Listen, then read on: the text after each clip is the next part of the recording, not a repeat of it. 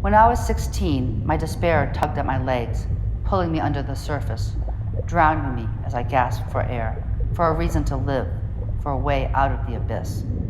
I believed that I was worthless, unworthy of love, so broken that no repair was possible, so broken that I knew my life was not worth living.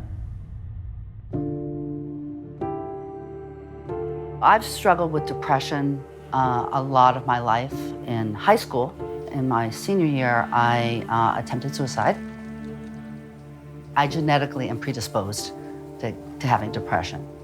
But it also, it was SATs, it was pre-college, it was all the stresses of being a teenager, and then being Asian American in the context of a white community. In my 30s, when I went into this deep, deep depression, I was suicidal probably for 10 years. And it feels like there's no way out. That's the thing that's so frightening. It's like, well, how am I gonna get out of this? Doing work in the mental health field, in the Asian American community, that gives me purpose to wake up in the morning.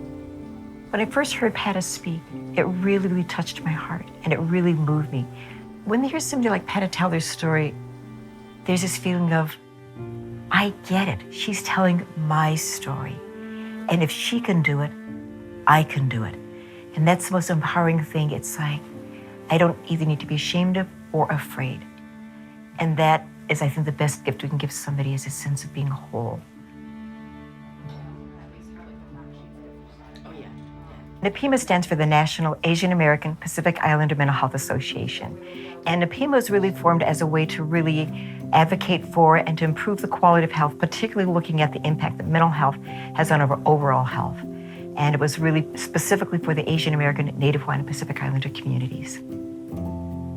Oftentimes people don't think that our communities have problems because we don't show up in the system, but we really define mental health very, very differently from a cultural standpoint.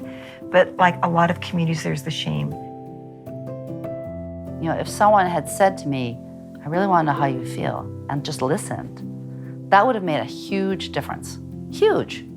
But we're always like, oh, it's okay, just buck up.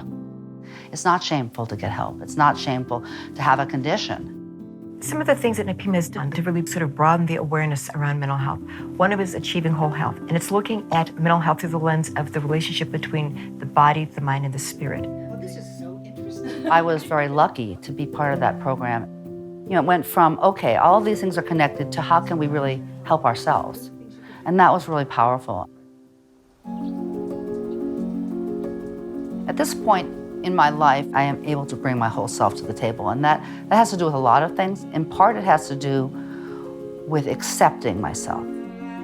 That's something that NAAPIMHA has personally given me, is a place to be able to be fully myself and make a difference at the same time. I'm a leader, I'm a trainer, I'm a mother and a friend and all these other things that I am.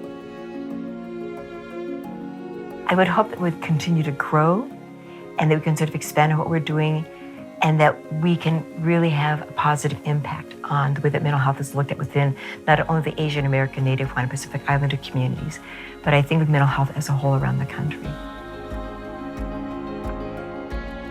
It's important to be able to have a wider view and realize that mental health really affects all of us in so many ways. And as Asian Americans, I think that's a message we really need to hear. Healing is not easy. There's no quick fix, no duct tape to stick the pieces of my mind together. It was more of a decision or an idea that I felt I had no choice but to follow. How do you fix a broken mind? Decide that life is the only possible choice.